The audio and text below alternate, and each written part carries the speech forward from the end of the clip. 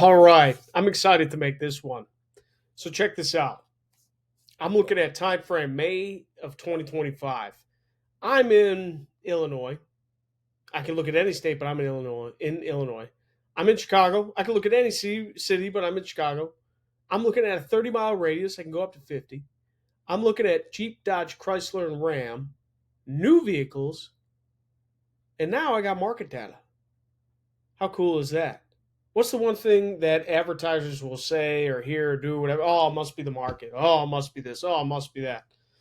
Well, if you got the real time data, you can debunk, is it the market or is it you? Right? So that's what's so cool about this. Plus, the type of pivoting and advertising decisions we can make on the fly as far as insights. So, just in this example, Stellantis. Oh, before I do that, how is this data reported? It's not Polk, it's actually RDR data. And it's not just general RDR data, it's cleaned RDR data and doesn't include commercial vehicles. How freaking cool is that? So commercial's not going to inflate the overall retail sales. This is real retail sales, okay? By manufacturer, by area.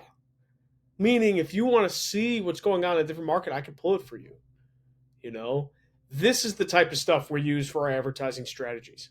So check this out. In Chicago, unfortunately, the market really is down. We have, for Stellantis, 290 new models sold versus 1248 last year. Now, this last year is all of May. This is May 14th, 2025. So, again, we are not comparing apples to apples. That's why there's all this red. However, we're almost halfway through the month. So you would think that our sales delta should be about minus 50%, meaning we're halfway through the month. Well, guess what? The market, it's minus 76%, which means we are underpacing the amount of new cars sold compared to last year. Now, are all dealers RDRing correctly? I don't know. Is this accurate for sure, for sure, for sure? We're mid month. There could be holding on reporting, could be a lot of things. But you can go back and look at previous months to really see how the month ended. And then you get a better glance and view. But I'm doing it for conversational purposes because I think it's so freaking cool. Now, not all manufacturers actually report every day. Some luxury stores report monthly and quarterly. So you got to take that into with a grain of salt. However, it's pretty damn cool. So I can see nobody's really hitting that 50%, which tells me, yeah, the market is down. So what are we going to do about it? That's where we start to figure out how we can segment, right? Because if you've noticed, there's all these other things here too that I have the opportunity to click on, right? But before I do, just to go over these numbers, May 2024, that was total sales by this dealer. Again, this is a list of all the dealers. So May 2024, that was total new car sales for these brands for that dealer. This is where they're at for May 2025.